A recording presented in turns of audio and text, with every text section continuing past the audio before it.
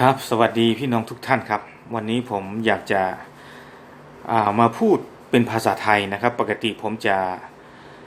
ลงคลิปอะไรต่างๆผมจะพูดเป็นภาษากะเหรี่ยงนะครับแต่ว่าวันนี้ผมมาอยากจะพูดเป็นภาษาไทยนิดหน่อยเกี่ยวกับความรู้สึกของชาวกะเหรี่ยงเมื่อได้ข่าวเกี่ยวกับเด็กทั้ง13คนที่ติดอยู่ในถ้ำหลวงที่อำเภอแม่สายจังหวัดเชียงรายนะครับ ซึ่งในฐานะผมเป็นคนทำข่าวคนหนึ่งนะฮะที่เผยแพร่ข่าวเป็นภาษากะเหรี่ยงเนี่ยผมก็รับข่าวมาจากสำนักข่าวต่างๆในประเทศไทยนะครับเสร็จแล้วก็เอามาแปลแล้วก็เอามาพูดแล้วก็เผยแพร่ออกไปเป็นภาษากะเหรี่ยงซึ่งตอนแรกผมก็ไม่ได้คิดไม่ได้ฝันหรอกว่าจะมีพี่น้องกะเหรี่ยงที่อาศัยอยู่ที่ต่างประเทศเนี่ยเขาจะให้ความสนใจกับข่าวนี้มากผมไม่ได้คิดเลยว่าพวกเขาจะสนใจมากมายขนาดนี้นะครับ จากคอมเมนต์อะไรต่างๆเนี่ยหลังจากที่ผมแพร่ข่าวนี้ออกไปตั้งแต่แรกๆนะฮะตั้งแต่ติดถ้ำเนี่ยมีคนมากดไลค์ให้ผมเยอะขึ้นมากเสร็จแล้วก็มีคนมาคอมเมนต์มีคนมาส่งข้อความซึ่งไม่ใช่เพื่อนผมก็ไล่เปิดดูทีละคนทีละคนซึ่งทั้งหมดเนี่ยต่างก็แสดงความเห็นอกเห็นใจเด็กๆเหล่านี้นะครับถามไถ่ว่าเป็นยังไงบ้างพวกเขาได้ออกมากันหรือยังหลายวันแล้วเนี่ยเด็กๆคงจะแย่ แล้วก็บางคนก็แสดงความเสียใจว่าน่าจะไม่มีชีวิตอยู่แล้วมั้งอะไรประมาณนี้เพราะว่าก็รายงานข่าวไปทุกวันไงฮะวันนี้ยังไม่เจอพรุ่งนี้ก็ยังไม่เจออีกวันหนึ่งก็ยังไม่เจอแต่ละวันก็ไม่เจอสักทีนะครับก็ทำให้พี่น้องกะเหรี่ยงในต่างประเทศเนี่ยก็สนใจข่าวนี้มากแล้วก็ติดตามตลอดนะครับติดตามตลอดดังนั้นเนี่ยผมก็อยากจะ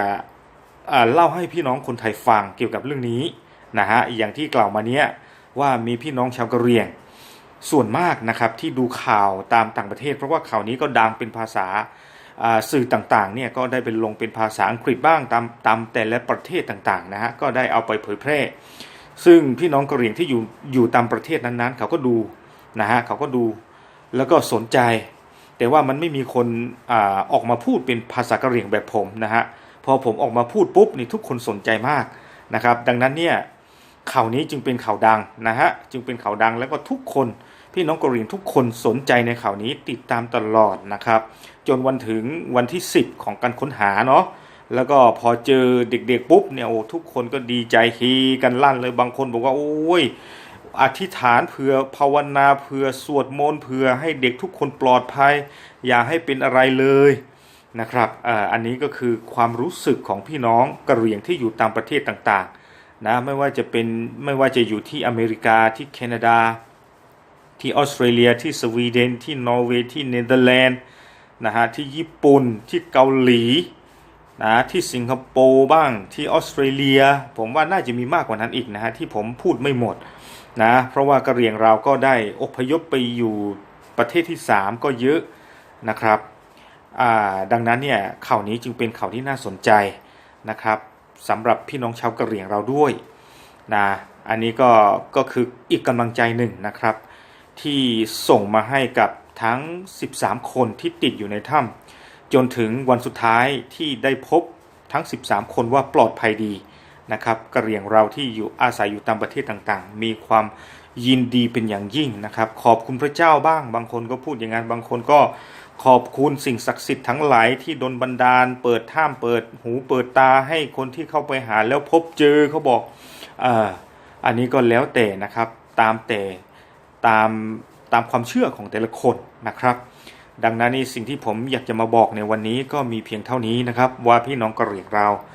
นะไม่ว่าจะอยู่ในประเทศใดก็ตามลุ้นเขาเด็ก13คนที่ติดอยู่ในถ้ำอย่างระทึกจิตระทึกใจมากนะครับผมในฐานะผู้นำเสนอข่าวก็รู้สึกตื่นเต้นไปด้วยคนหนึ่งนะครับซึ่งถึงกับผมต้องคอยอัปเดตตลอดนะในช่วงที่เขากำลังนำเด็กๆออกมามีความเคลื่อนไหวว่าออกมาแล้ว4คนออกมาแล้ว3คนออกมาแล้วคนแรกคนที่2ก็ต้องคอยอัปเดตให้พี่น้องกะเหรี่ยงเขาฟังตลอดนะครับทุกคนถึงกับบางคนนอนไม่หลับเลยติดตามแต่ข่าวนี้เลยเขาบอกเมื่อไหร่ว่าจะมาเสนอให้สักทีนะครับบางคนถึงกับรอคอยข่าวผมถึงขนาดนั้นเลยนะครับซึ่งบางทีผมก็เกรงใจนายจ้างของผมเหมือนกันนะครับซึ่งผมก็ทำงานอยู่แต่ก็ไม่รู้จะทำยังไงเนาะก็มีเวลาก็แอบรายงานนะครับก็อยากเล่าให้พี่น้องฟัง ก็มีเพียงเท่านี้นะครับว่าข่าวนี้ดังมากถึงขนาดพี่น้องชาวกะเหรี่ยงของเราก็สนใจในข่าวนี้เหมือนกันขอบคุณมากครับสวัสดีครับ